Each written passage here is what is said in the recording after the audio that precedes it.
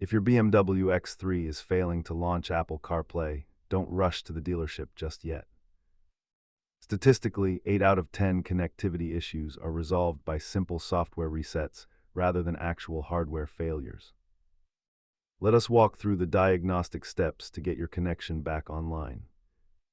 Start by toggling your phone radios, forgetting the device in both menus, and performing a hard iDrive reset.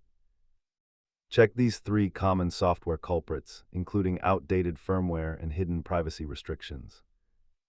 External interference is a major factor, so disable your VPN and check for competing nearby devices. Most issues are DIY territory, but if the unit itself is faulty, it is time for professional help.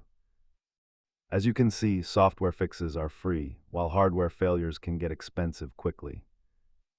For advanced troubleshooting, try clearing connection caches and resetting your phone's network settings. Keep a genuine cable on hand for testing and use an OBD scanner to check for hidden bus errors. If the software reset fails, always verify your BMW software version before paying for an expensive diagnostic fee. Thanks for watching and follow these steps to get your X3 connected again.